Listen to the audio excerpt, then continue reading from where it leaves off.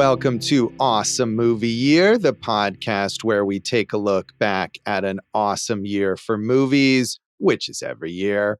I'm Josh Bell, film critic and writer, and I'm joined by my co-host. I'm Jason Harris, filmmaker, actor, and I'm not recording this podcast on a computer. See, what I've done is taken a bunch of wood and built it out to look like a computer, also a wooden microphone-esque structure. So really, it's an adventure today. Jason's a primitive, rural resident who doesn't understand what a podcast is, but tries to recreate it anyway. You got it. So I'm willing to learn today. Yeah, we'll all learn in this episode of our season on the films of 1971 as we talk about the biggest flop of the year, Dennis Hopper's The Last Movie. Inaccurately titled. It was not the last movie. It was not even Dennis Hopper's last movie. Yeah, really. And to give Hopper credit, since we're going to trash this film, he came back and made some good ones after this. So. Yeah. Of course, it wasn't meant to be the last movie of his, but it nearly was, thanks to its failure. Dennis Hopper, of course, as we talked about in an episode in our 1969 season, had made a massively successful directorial debut with Easy Rider, and this being the new Hollywood era, was able to get $1 million budget to do whatever, and this is what he came up with. Yeah, they gave the studio gave 5 young filmmakers $1 million each and let them run. And man, that sounds glorious, Josh. Yeah, I mean, even though this movie was a disaster, and the other movies in that initiative weren't necessarily all hits, although one was American Graffiti, the George Lucas movie, which certainly is a very well-known, popular film. And a good film. Yeah, well, right. And I mean, I'm not saying I've seen Silent Running, which is another one of them, Douglas Trumbull's film, which it looks cool. It's the kind of movie you would expect from a special effects artist. It doesn't exactly hold together entirely. And Milos Forman and Peter Fonda were the other two filmmakers who were given this money, along with Lucas, Trumbull, and Dennis Hopper. I haven't seen their films. I don't know if have you seen those, Jason? No, The Hired Hand or Taking Off? We love Milos on the show, so that'd be cool.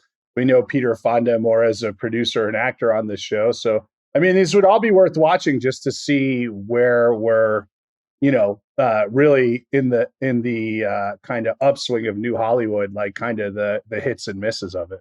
Yeah, but again, the idea that Universal would just say, hey, you know what, here's $1 million each to these 5 up-and-coming filmmakers who had directed maybe one movie each or something like that, but certainly weren't super established. I don't know that a studio like Universal would now do the equivalent of that, whatever the equivalent is of $1 million.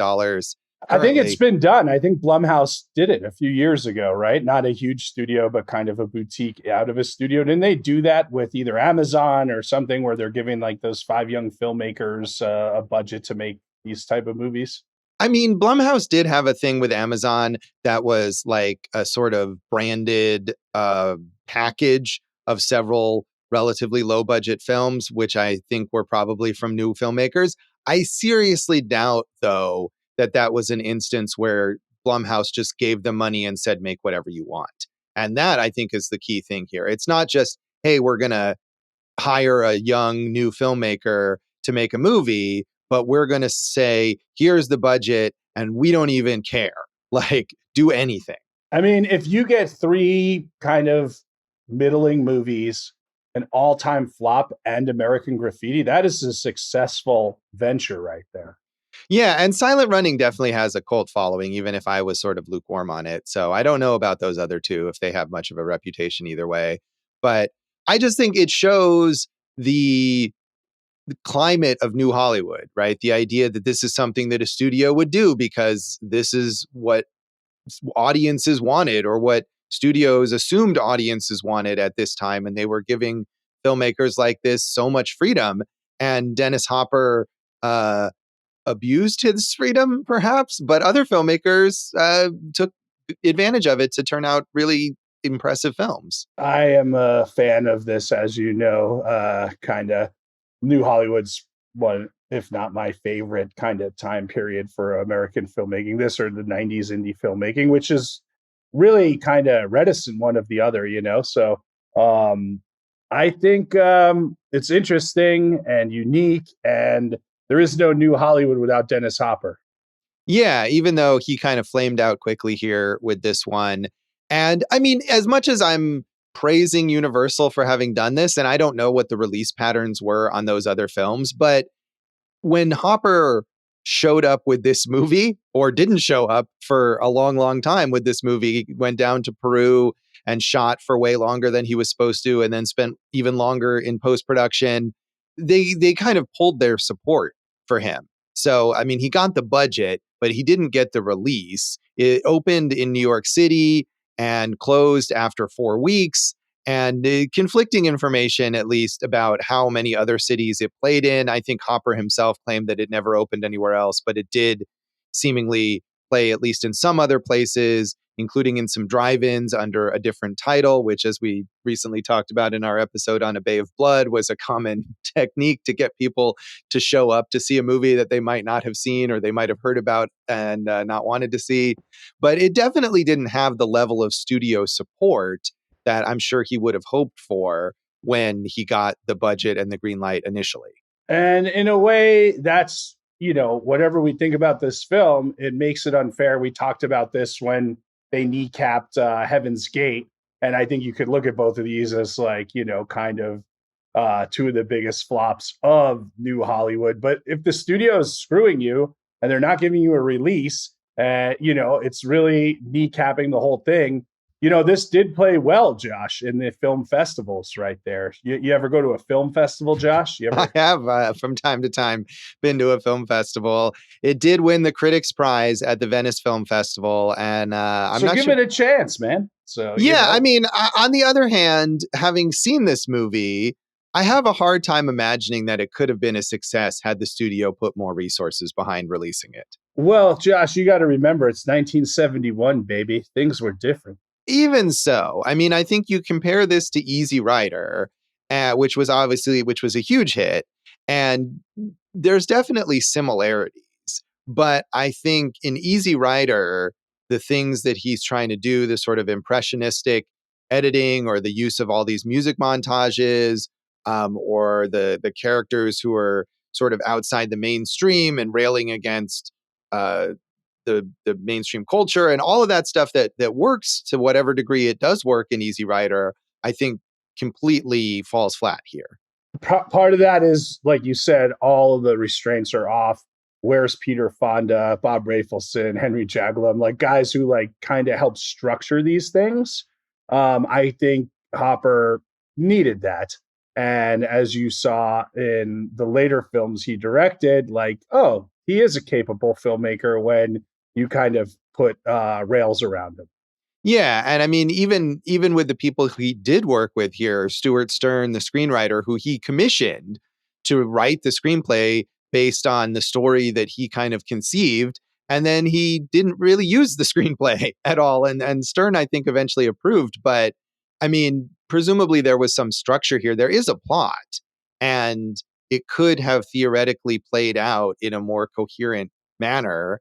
And even after shooting, again, good old Wikipedia claims that Hopper initially put together a more straightforward cut and spoke to Alejandro Jodorowsky, who told him, "You gotta mix it up or whatever." And that's not surprising. This definitely reminded me a lot of Jodorowsky films, which feel like watching somebody on drugs for 2 hours. And this movie feels that way as well. So I know people do love Jodorowsky, but I feel like Hopper should not have listened to him. I agree with you. Yeah, he was like, you got to break new ground and all this, according to Wikipedia. But what Right. this needed was that straightforward cut so we could understand what was going on in this film. Yeah, and again, I'm skeptical that it's would have been good that way because It would even have been better, I it would have think. been better. But I mean, there's definitely individual moments in this movie where it kind of calms down and you get a relatively straightforward scene or sequence. And the characters are talking to each other and you understand what they're talking about, and it's still not interesting. it feels like a lesser Easy Rider in a lot of ways. The stuff that they're talking about, how they're talking, kind of the motifs and themes. But we'll never know because we never saw it that way. Josh Hopper did say of Universal, none of these movies were distributed properly, none of them given a chance. I still believe that we were undermined because we didn't fit into the tax structure of Universal Pictures. Lou Wasserman, the CEO, just killed them. But I mean, did he? Because American Graffiti did great, didn't it? I don't know. I mean, American Graffiti is one of those movies that's now beloved, but there are a lot of times you read about movies like that and realize, oh, wait, maybe in its initial release, it actually didn't do that well, or it took time to find an audience or something. I don't know about that specifically. Well, yeah. I mean, we could have used this as a cult classic at this point in time. It's also got a following. Yeah, not nearly as much as American Graffiti, certainly, but it does as well. I couldn't find information about the exact box office take, but it was obviously viewed as a giant failure by Universal.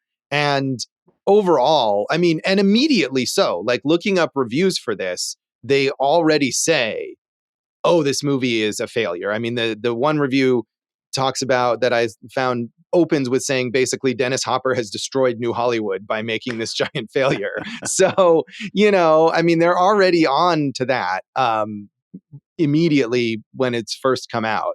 So definitely not successful, but it was highly anticipated. Another review that I saw mentions the idea that when this was in development, and Peter Bogdanovich was also putting together the Last Picture Show, which came out in the same year, and they were close together. And there was discussion about how, people might confuse these two because they have such similar titles. And Bogdanovich was the one who was pressured to change the title of his film, which of course we now know as this major classic. And he didn't, I think in part because it was based on a novel with that title that people knew. But the idea that would even be the case, that like, oh, Hopper's movie is going to be the one that everyone's going to go see, so you should change your title so people don't confuse your movie with I think, I mean, you can understand that based on the success of Easy Rider versus Bogdanovich's first movie, Targets, which is a really good first film, and Last Picture Show is a stone cold classic. So we have did we do Bogdanovich? I mean, I watched Paper Moon for some reason at some point during our things, but I don't know if we've explored him. But he's a interesting, made some great movies and a film historian. Definitely a major figure we'll have to get to at some point in time. Yeah, I don't think we have. We did not do an episode on Paper Moon or The Last Picture Show, both of which are great. I agree with you. And he's certainly uneven. He too has had a lot of big artistic failures. I feel like there's at least one of his movies that we thought about covering for our flop episode in one season in the past. I think that might have been the one that he did with the Playboy Dorothy Stratton, who was his girlfriend who was killed. But I don't remember, Josh. Who could say anymore? Man, I'm in a drug-induced haze like Dennis Hopper, man. Yeah. So this movie was not well reviewed by critics. It may have, except at Venice, where it won the Critics' Prize. But American critics were not kind to this film. So it may have a cult following now, although I feel like it's a relatively small cult following. But at the time of its release in the US, critics were not positive about it at all. So Roger Ebert said, Dennis Hopper's The Last Movie is a wasteland of cinematic wreckage. There are all sorts of things you can say about it, using easy critical words to describe it as undisciplined, incoherent, a structural mess. But mostly it's just plain pitiful. Hopper hasn't even been able to cover his tracks. The failure of his intentions is nakedly obvious. Near the movie's end, there's a pathetic scene in which he sits, half stoned, dazed, confused, and says, the hell with it. It feels like he means it. Right. I mean, that's part of what the story is about this, is when he took it to edit, he never finished it. He was obviously high and on and drunk, and they were all saying he's self-sabotaging his own movie. He missed the initial deadline by 6 months. So, maybe that was part of it. Yeah, I mean, although it seems like he stands behind it eventually, right? Overall, I mean, whatever you can say about the movie, it feels like he really fully realized his artistic vision, even if it's absurd and Did he? stupid. Or did he realize Jodorowsky's artistic vision? I mean, I don't know that it wasn't that Jodorowsky was like in the editing room with him, like directing. I think he just said like, hey, you should do a different take on this. And then he ran with it. I mean, look, we've talked about David Lynch. This feels like this should have been David Lynch's movie and it would have been so awesome. So, yeah, I mean, I think you can make a movie like this. And even Jodorowsky, as much as I find him annoying and pretentious, those movies are more effective at being like crazy, confusing, weird. This is just, again, a lot of it is dull. And I think throwing it together in this impressionistic way doesn't do it any favors because the story isn't like this sort of quasi mystical whatever. I mean, even though there's, I don't know, I guess there's undertones of Hopper's character being sort of like a Christ figure in some ways, but it's pretty. I didn't get that. Yeah, it's pretty weak. I mean, that's mentioned in a bunch of reviews and even I think on Wikipedia. Well, we've seen in the 70s, there are so many, I mean, great examples of kind of like these end of the world town movies, right? You know, where a white guy goes in and messes everything up, right? You know, I mean, I love Aguirre, The Wrath of God, the Werner Herzog movie, who is, while not a part of New Hollywood, definitely embodies that independent spirit of New Hollywood. We've talked about Sorcerer on this podcast, the William Friedkin movie, which is awesome. So yeah, there are people who have done that better. Obviously, movies within a movie is a theme that we like because we're film people. So, you know, that's been done very well too. Bowfinger, you like Bowfinger, Josh? I do like Bowfinger. I don't know. I hadn't thought of that as related to this, but I suppose in a way it might be. But yeah, I mean, there's lots of elements of this movie that could be good, but are not. And I agree, and that's. I mean, I don't want to. I'm glad you said that because I was like, man, on Letterboxd, go for Jason. I think I put had this movie stayed on the cliff, I think this would have been like an all-time classic. But this thing died so hard falling off the cliff. It was just like watching that kind of crash over and over and over and over. I love the concept of this movie. It just is a failure in execution. Yeah, I mean, and I didn't even feel like it fell off a cliff. I think it started at the bottom of the cliff. Like, I do agree that the concept could be interesting, but from the moment it began, I was like, no. Interesting, because I thought the first half hour, you know, again, we talk about this, like, you know, the way we have to watch movies now. I'm able to watch 30, 40 minutes at a time. And I'm like, okay, cool. And then the real test is when you come back for the next part of it, if you're into it. And I'm like, because I think part of it was, and we could say this about Easy Rider too, like there's beautiful scenery and cinematography. This is Laszlo Kovacs. And so I was like, okay, there's enough intriguing me here where I'm like kind of into it. And then when I came back, I was not into it at all, Josh. Yeah, I was not into it really at any point. And nor was Vincent Canby in the New York Times. Whoa, you see what he did there, Dave? Good stuff. Who said, what a pro. I don't know about anyone else, but my mind has a good deal of trouble tolerating the inflated pretensions of Dennis Hopper, who, it's now apparent, is gifted with all of the insights of a weekend mystic who drives to and from his retreat in a Jaguar. Hopper has a very small vocabulary as a filmmaker, and his thoughts here have all of the impact of revelations written down during an acid trip. When occasionally coherence threatens, the last movie becomes bearable.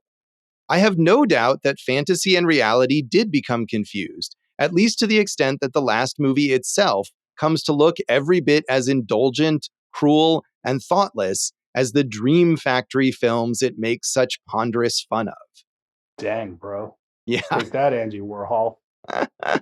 Right? That's what we're knocking. We're knocking. No. I think he's more knocking. Like, I don't think Andy Warhol was the factory. I don't think he called it the Dream Factory. I think he's talking about like classic Hollywood. That this is making fun of. The idea that something new. that they're mocking, like, you know, the production of the Western. That's the idea. We should say the idea of this movie here is that there's this Hollywood Western being shot in this small town in Peru, and Dennis Hopper's character Kansas is, I wasn't quite sure, is he a stuntman or he's like a horse wrangler or something like that? He was a stunt, like, yeah, he would be like the head stuntman on it. Okay, yeah. But he also works with the horses because he drives this like horse trailer. And anyway, for whatever reason, he decides to stay behind after the movie shoot is finished. He's trying to maybe get some business venture going, and he has this girlfriend. And then the local natives do what Jason was describing, where they seem to be unclear about what a Mimicking. movie is. Yeah, they don't And know what a movie is because they've never had one. So they build the wooden equipment to mimic it. And it's like they're pretending to shoot a movie, but they're actually not shooting a movie without knowing it. But like when they do like the shootout scenes, they're actually killing people. It's very wacky in some ways, Josh. yeah, wacky is one word you could use for it. Well, I just So did. I yeah, just used that word yeah. for it. But But I think the idea there is that the movie within the movie, the Western that's being shot, with Samuel Fuller as playing himself as the director, is the sort of quote dream factory, the classical Hollywood. This is a traditional Hollywood movie that they're sort of making fun of in the last movie, and Canby is saying it's just as ridiculous as that, I think. well, there you go. I misread it, but I was thinking of how many characters have nicknames that are states. We have Kansas, we had Oklahoma and Midnight Cowboy. We need to get through all 50 of these at some point in time. I'm sure there are more. So finally, Stefan Canfer in Time magazine, and he is the one who starts earlier in the review, basically says that Hopper has destroyed New Hollywood. He says, Dennis Hopper has blown it. His directorial debut may have been adolescent. His second movie is puerile. Formless, artless, it is narcissistic but not introspective. Psycho but not analytic. A shotgun wedding of R.D. Lang and The Late Show. Its basic idea is not unsound. A movie company shoots a Western in the Andes. When it leaves, the peasants mimic the staged violence but cannot separate reality from fantasy. That is more than can be said for Hopper. Ignoring the plot, the director presents a gallery of his favorite artworks.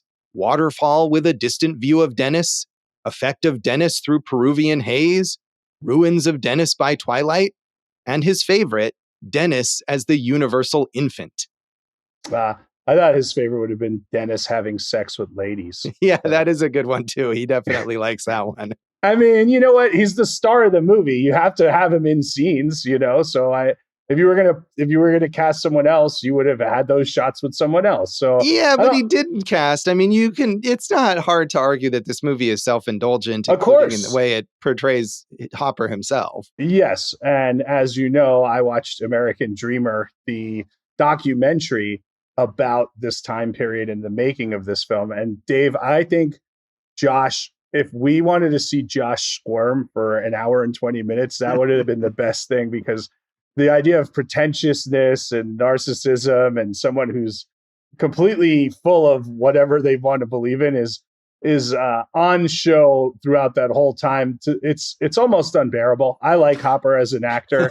I like him as a character later on in interviews, but at this point in time, whether it was the drugs or like the young artist self-importance, it's hard to stomach for 80 minutes, man. It's a lot. Yeah. This movie is hard to stomach too. I mean, and you get that it's not a documentary, but you definitely get that sense of how taken with himself Hopper is. And the performance, like it feeds, Hopper the director feeds into that ego of Hopper the actor, and then, vice versa, right?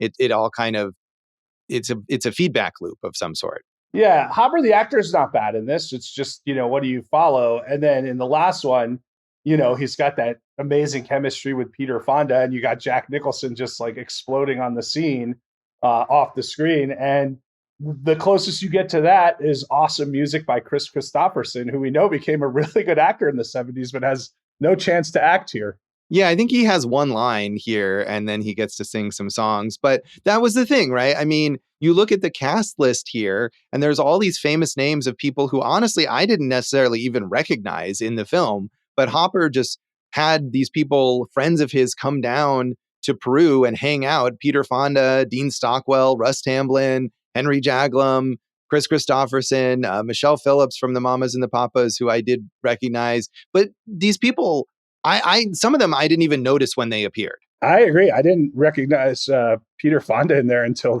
the credits, I think. So I agree with you. I didn't know pretty much any of them at the time, which is an interesting way to go about it. Yeah, but I mean, I think that's part of it, that maybe they did other stuff at one point. They spent so long down in Peru shooting and improvising and just kind of getting whatever, that Hopper was left with this mass of nonsense that he had to try to edit down into a movie.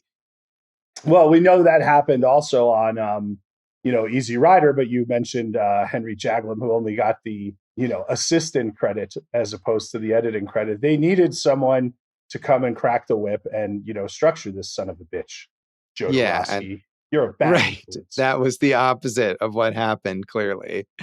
So, Jason, had you seen this before? No, I had not. I'm glad I did. It's not good. I didn't like it. I don't really want to watch it again. Definitely don't want to watch that documentary again. But as someone who loves New Hollywood and kind of that era of film, you want to see this stuff.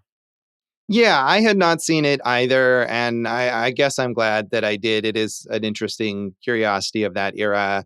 I'm not super crazy about Easy Rider, even though it is a classic, and it's certainly brilliant compared to this film. And I think it's also a good study in contrast, because some things in Easy Rider, if you're not a huge fan, that you think, oh, this really isn't, I don't love this, like they do it so much worse in this movie. So yeah, I guess it's good that I saw it. Well, I didn't Josh, enjoy and part of myself. that is like, at least on Easy Rider, you can like gravitate to the soundtrack, and like you're talking about these impressionistic pieces, but it's like, it's needle drop montage, like really cool songs, riding on the highway, American Rebel stuff. And here the music's not as I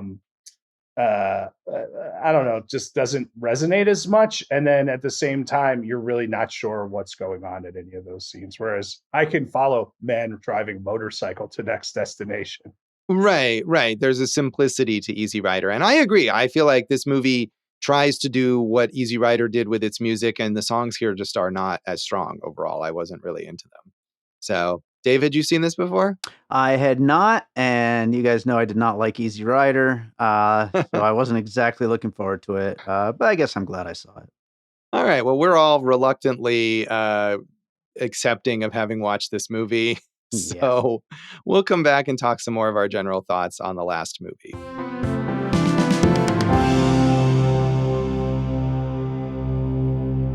Welcome back to Awesome Movie Year. In this episode of our season on the films of 1971, we are talking about Dennis Hopper's massive flop, The Last Movie.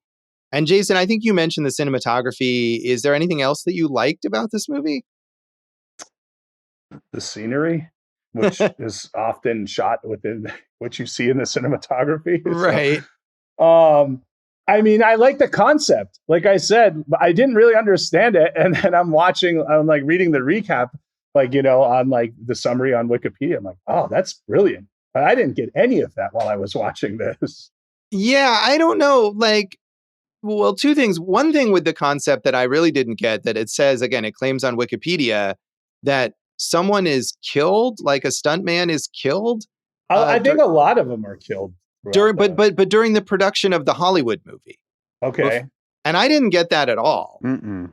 So that I thought, okay, I don't really understand what's going on here. And I think at one point, Kansas says maybe to his girlfriend that the natives who are shooting the fake movie, they want me to have the same fate as Dean in the Hollywood movie. And I feel like that could have been taken as like the character in the movie got killed and they want him to be killed for real. But that was the only moment where I was like, well, maybe they're alluding somehow to the real person having gotten killed. But I feel like that doesn't make any sense, because there's a scene of Samuel Fuller where he's like, hey, everybody, thanks for your great hard work on the shoot. We'll see you all back in Hollywood. Hooray, kind of. And it's like, if someone was killed, that's not how you would wrap your shoot.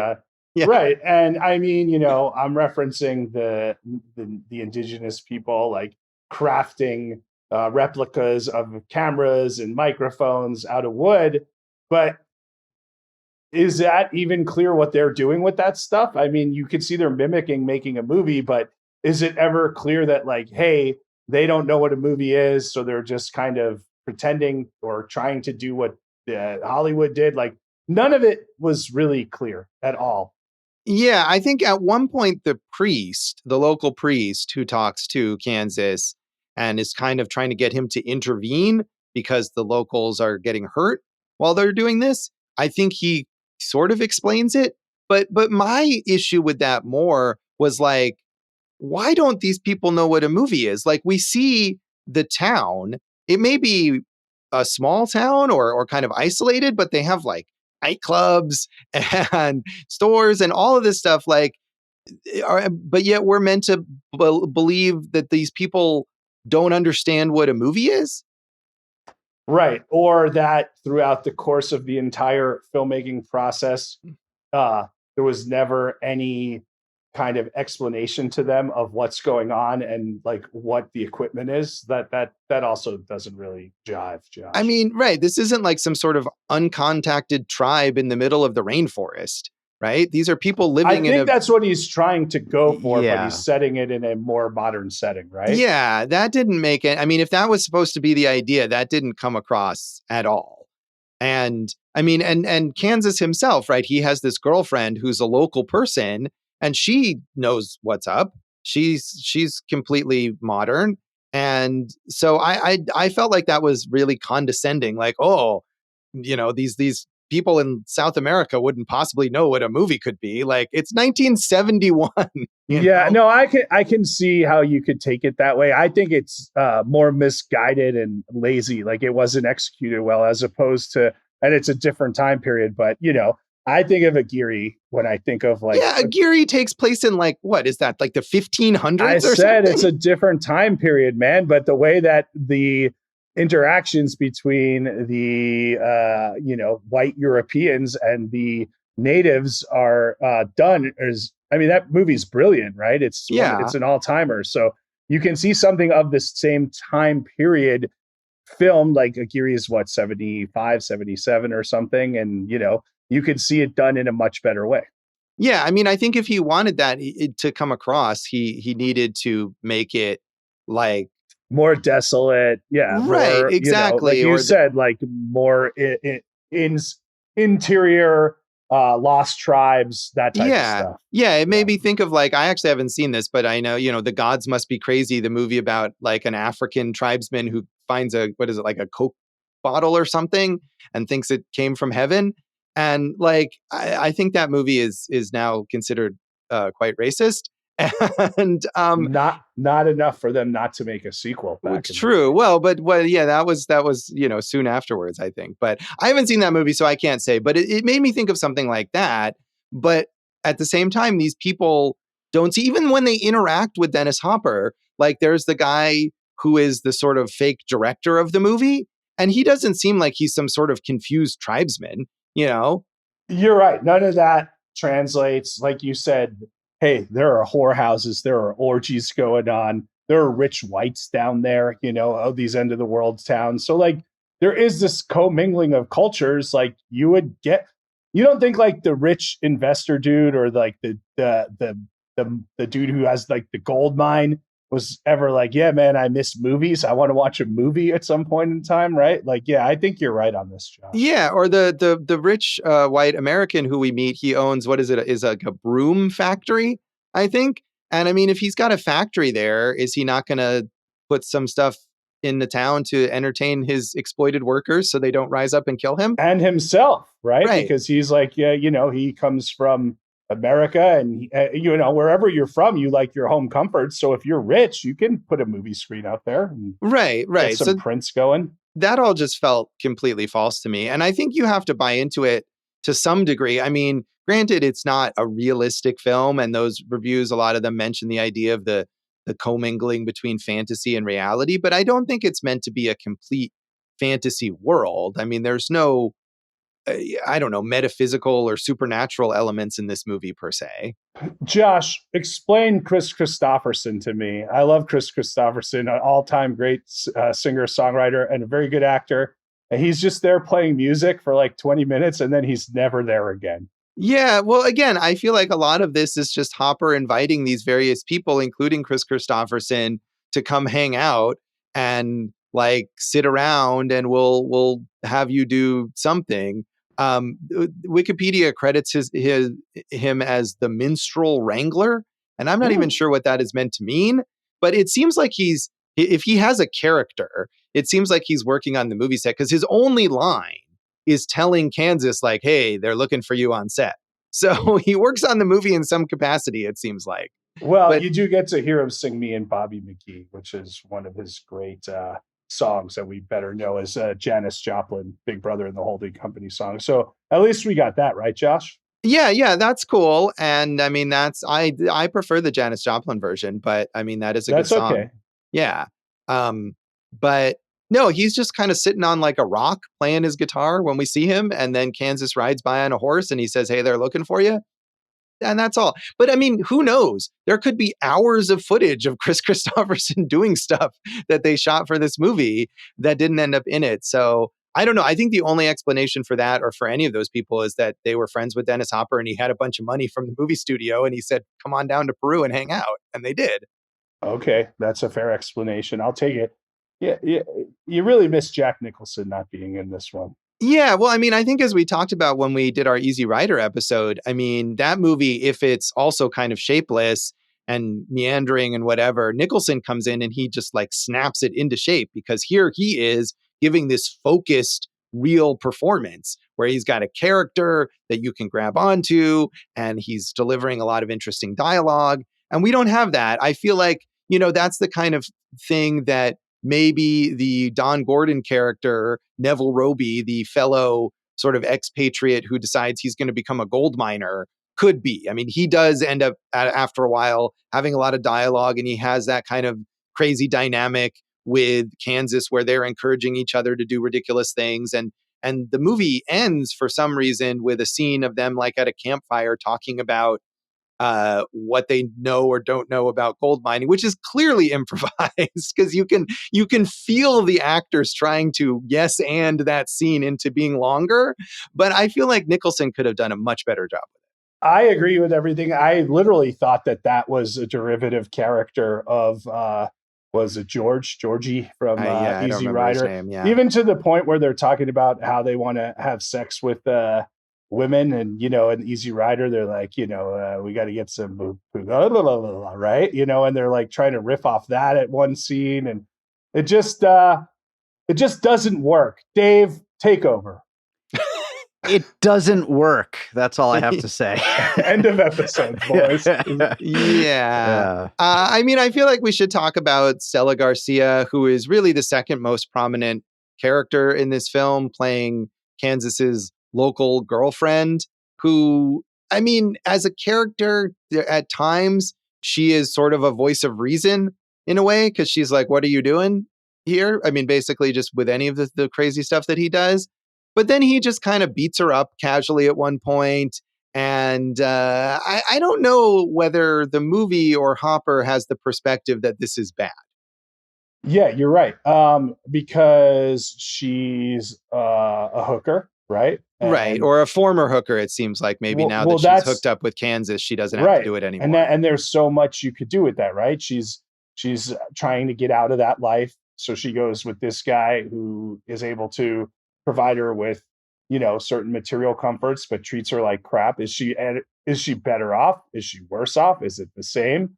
We don't get any of that. There is a good scene at a dinner party where Hopper is flirting with another woman right in front of Stella Garcia, and the camera stays on her face as she's kind of silently just takes it, and it's embarrassing and humiliating for her. I thought if we had more of that kind of emotional character insight, we could have built something here.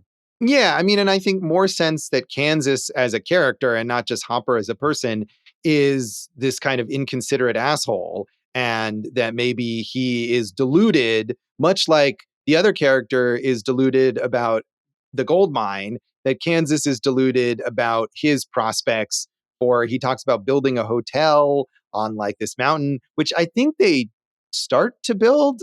It was unclear to me where they were living, but at one point you see that there's a pool there. So I thought maybe they had built the pool and were starting to try to build this hotel. I just thought he was like, white guy stunt coordinator. His money goes a long way down there. He's trying to bring more movies to town, so he's got more money than the villagers because he's an American, whatever. And I thought that was just all wrapped up in that. At the same time, his buddy just says he needs $500 to start this gold mine. And, they're trying to get it from the rich guy as opposed to Hopper just being like, yeah, man, I'll give you $5, man. Right. So I don't know about that. And at one point he complains, it seems like maybe he's somehow invested in the movie set, that the idea was that they would build this like backlot. Right. He's kind of running this town to bring more film productions out there. Right. Yes. And he's frustrated that that after the wrap of this one movie that no other productions are coming there. So, I mean, the point being that he's whatever these business ventures are that he's trying to get going, he's deluded about them, and he's short-tempered and he's abusive. And if this was more of a portrait of this guy who is this pathetic loser, I think it would make more sense. But Dennis Hopper is so enamored with Dennis Hopper that he can't help but make Kansas look like this cool, drugged out, profound existentialist or whatever. I think you're right. Like, even I'm not going to go as far as pathetic loser, but what if he was a misguided dreamer? Let's go with that, right? And we could, I love film. This is I never got to do it, the way I wanted to in Hollywood. This is my chance to build something new. And, we're watching his dreams just go up in flames. I think there's a lot more that could have been done. Yeah, but we don't that's one element, but then we've got the natives and their weird fake movie and the violence that comes up, and they kind of rope him into it at some point, and they seem to have shot him in like the shoulder or something, but then not. And I mean, they did shoot him. Yeah, they shot him because they're making their fake movie. And in the real movie, right, the one killing aside, they see like the shootouts, right? Well, the shootout at the beginning shot very well. And they see like, oh, okay, this is what it is. So we're going to do what they did, except they use real guns and, they know how to use guns, but they don't know what a movie is. Josh. Right. Yeah, that was the question about that. But I think they shoot him, but Hopper also, and this is the other thing he does, is that he makes this kind of meta thing so that if you were ever at any point tempted to get invested in the characters, he's like, oh no, don't do that, because this is all fake. It's all a movie. And there's one point late in the film where Dennis Hopper, he's been sort of, Kansas has been stumbling around, having been shot in the shoulder, and no one wants to help him for like a long time. And then they take off his shirt because they're doing something with him. And I was like, wait a minute, what happened to his gunshot wound? And he says, he's like, oh, I don't even have my scar on yet. Like, oh, remember, it's a movie. This is all makeup. But I didn't mind that. Like, there are missing frames and picture start. Like, I don't mind the meta-ness of it. I just would have liked I think they needed to lean into everything more, and there needed to be more clarity on everything. Well, yeah, there's no clarity. And I mean, I think it could be, you mentioned David Lynch and even Jodorowsky. If, as much as I don't like him, you capture that sense of the dreamlike feel where there's no clarity, and that's okay, because that's like the point, that this is a situation in which clarity doesn't exist. And maybe the main character is overwhelmed by the lack of clarity.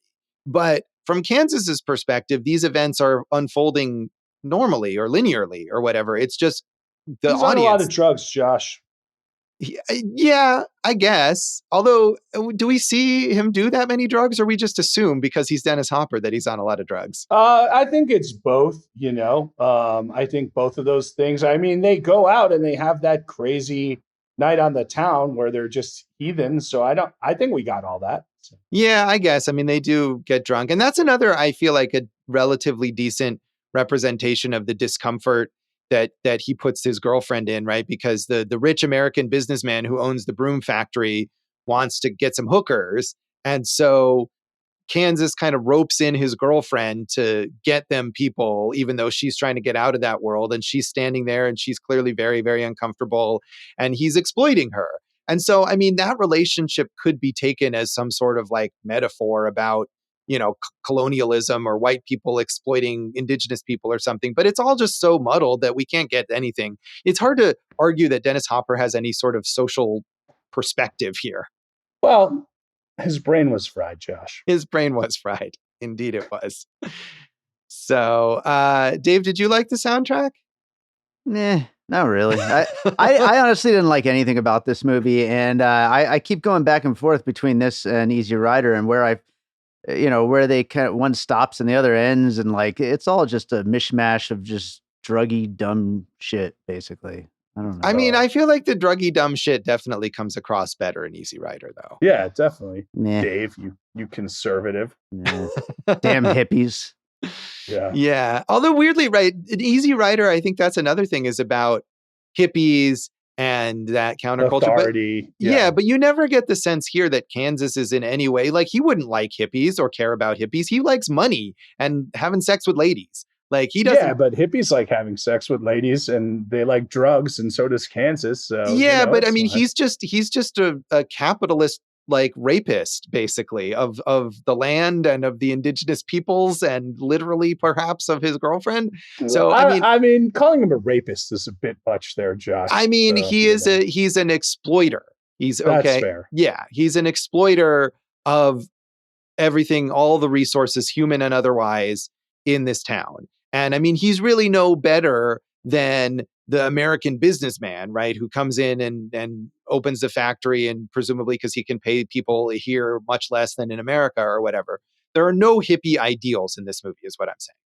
Which is cool. I'm all for that as like, a counterpoint to Easy Rider. But again, we're just going to go in the circle of like, look what could have been and what wasn't. Yeah. So we should we just rate this then, I guess, out of 5 fake cameras? South American whores. Okay. That's harsh.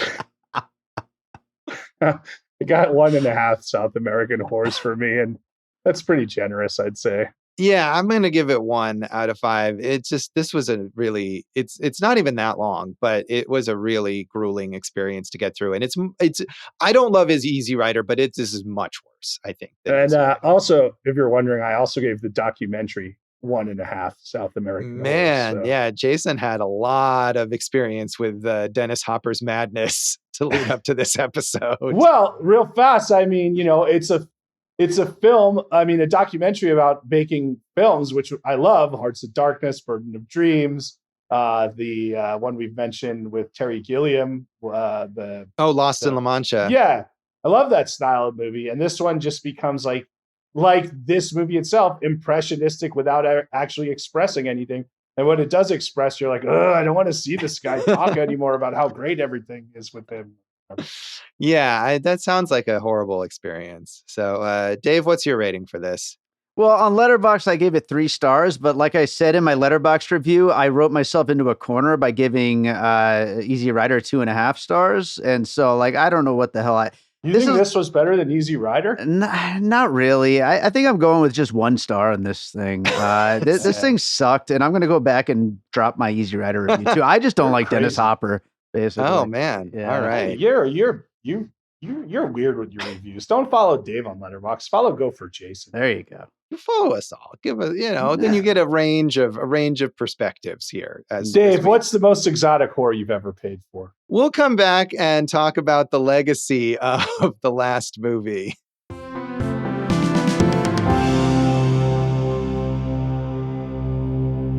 Welcome back to Awesome Movie Year. In this episode of our season on the films of 1971, we are talking about the flop of the year, Dennis Hopper's The Last Movie. And Jason mentioned seeing the documentary, The American Dreamer. And that was weirdly, this movie, I think, was hard to see for a long time. And that was even more so to the point where for 30 years, that movie was considered lost. It had shown only at film festivals and on college campuses and never got a full release, and then finally was rediscovered and restored and now can be watched alongside The Last Movie. But Jason, you think maybe don't? I mean, I didn't like it. You can do whatever you want. Maybe you'll find something redeeming in it that I didn't. There's definitely scenes of him having sex with multiple women at the same time, if that's what you want to see. Oh man, so literal, actual not simulated sex scenes in there. Yeah, I mean, you don't see. I mean, you see a lot. Let's just say it that way. You don't see everything, but he talks about his love of group sex. And I was watching one scene where he's like, and I thought of you, Josh, where he's like, every man wants a virgin, but also wants a whore. I want to marry that virgin and get her horse out. And could just see Josh like boiling with blood and everything. And I just, it would have been fun to watch with you is what I'm saying. Oh, that's buddy. good. Well, I'm glad I didn't take the time to watch that this week. And I'm sure you are correct at what my reaction would have been. And I mean, as sort of predicted, this movie didn't destroy New Hollywood. As we talked about, it was really Heaven's Gate that destroyed New Hollywood. But I call bullshit on that too. It did destroy Dennis Hopper's career for a while, at least as a director. He didn't direct again until 1980 when he made Out of the Blue. He was acting, doing kind of jobs for hire throughout the 1970s, though, and had a bigger mainstream comeback when he appeared in Apocalypse Now in 1978. And I mean, he had kind of a spotty directing career throughout the rest of his career, but certainly was consistently acting in a lot of acclaimed films. We talked about him in our Easy Rider episode and mentioned, I'm sure, in the later part of his life, he was a sort of honorary chair, or I don't know what it was, for the Cine Vegas Film Festival here. So he showed up in Vegas often. And Jason, you said he was a good director later on. Have you seen Out of the Blue or any of those other later films of his? I saw Chasers with Erica Eleniak, Josh. Did he direct that? Yeah, he did. So, I mean, I think Colors is probably his most well-known film, right? As a director, other than Easy Rider. Or I mean, I think some of those like 80s, real 80s films. Yeah, I mean, and I haven't seen Out of the Blue either, but I know that was also recently restored and had a lot of acclaim as kind of an unheralded classic. So that might be good, but I have not seen other than this. I mean, Colors is supposed to be very. Yeah. So, I haven't seen that either. So I don't know, but maybe there are some good ones later on, but it was sporadic, even after he had a big comeback as an actor and was a pretty big star for quite a while and had an Oscar nomination and all of this stuff, he still was only directing intermittently.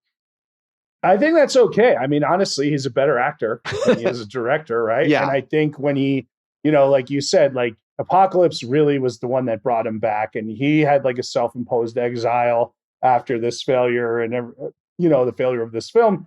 But what you saw after that was him playing a lot of supporting players and villains, and that's where he really shined, I think.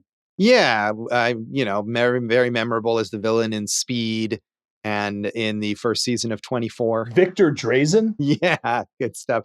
I think, honestly, when 24 came on, I guess I had seen Speed, but I'm not sure I had seen much else with Dennis Hopper at that point. I probably knew him mainly as like the villain guy from Speed and 24 for a while. Well, and also I think even back then you knew him as like an icon, whether it was counterculture or even as like kind of an eccentric actor. Yeah, but I think I didn't see a lot of that stuff until much later. So I didn't understand kind of where he had come from fully for a while. He was just, one of these hammy guys. I mean, those performances are both fun, but he's way over the top in both of those roles.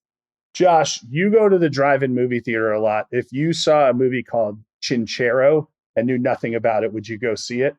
Maybe. I mean, the drive-in doesn't really, it doesn't work the way that it worked in the 70s that we're talking about when this was released under other titles. It's the same thing like with A Bay of Blood, where it was all of these B movies and people wouldn't necessarily know what the movie is, or they would just go to the drive-in to see whatever was playing. I mean, now I go to the drive-in and I see the same movie, the same big Hollywood movie that's at every other theater, and it's just one more theater where it's playing. So occasionally they do stuff like that at the drive-in here, older films, or they'll show independent films or whatever. And usually if that happens, I will go.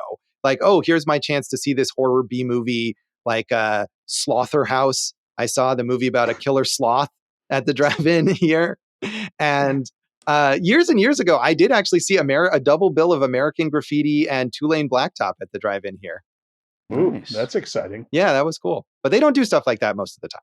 Was Slaughterhouse better than the last movie? Oh, yeah. Okay, good. I mean, it's not like, it's kind of fun. It's not nearly as fun as you want it to be, Slaughterhouse, but it has its moments. Yeah. All right. That wraps up this episode on Slaughterhouse. Yeah. Stella Garcia, I feel like this was an early role for her. And if this movie had been a success, I imagine like an up-and-coming actor. The director of Easy Rider wants to cast you as the female lead in his movie. What a great opportunity. And that did not exactly turn out as she might have hoped. She had just a handful of roles in subsequent films. Don Gordon, who plays the gold miner that we feel like is the poor man's Jack Nicholson, he was a very prolific film and TV character actor. And I think that's one of the things, is that there's a lot of people in this movie, if they're just Hopper's friends or whatever, who seem like they don't know what they're doing.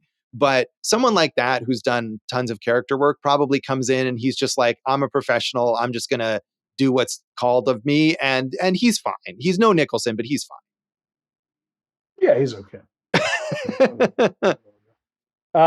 There's a lot of people. I marked Severn Darden, who played the mayor, founding performer of Second City, and was a very influential live stage comic performer. Yeah, I mean, there's a ton of people who, as we said, again, barely show up in this movie. I mean, a lot of very famous people whose roles I was not aware of until reading the credits. But in terms of characters who actually make an impact, Julie Adams, who plays the broom factory owner's wife, who is hot for Kansas. She had a prolific career in Westerns in the 40s and 50s and was a very, very busy TV actor all the way through the 2000s. And Tomas Milian, who I thought was an interesting figure, who plays the priest here. He did a lot of spaghetti Westerns and Italian thrillers, including giallo films, and was in a handful of American movies, including JFK and Amistad all the way through the 2010s. So, people like that who are just hardworking actors, I feel like maybe can come into a production like this and do a better job of delivering a coherent performer than someone who's just like the director's buddy who's hanging out and doing lots of drugs. Don't do drugs, kids. That's the mess up your movie. Ultimate message of this film. So anything else you want to say about the legacy of this movie, Jason? No, man. I'm surprised we didn't get a more extensive Dennis Hopper impression from you in this episode. Well, Josh, there's always Chasers. Yeah, I can't wait to cover Chasers and the oeuvre of Erica Eleniak someday. Count me in for Under Siege.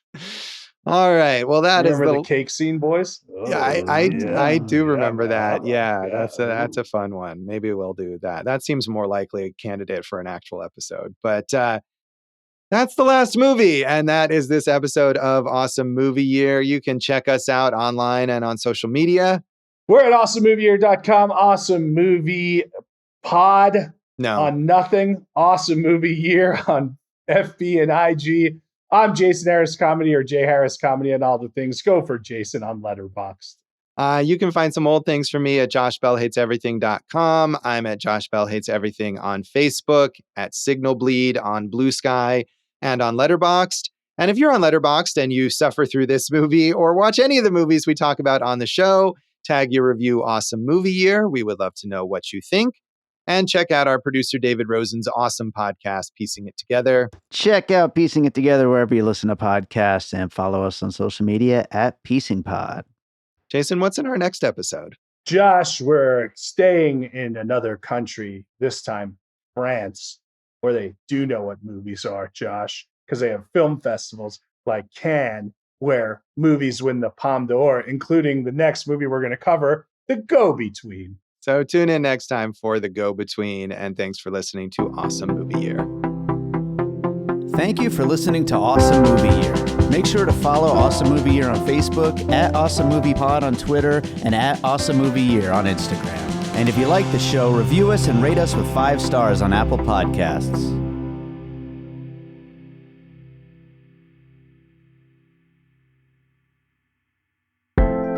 An All Points West production, produced by David Rosen in Las Vegas.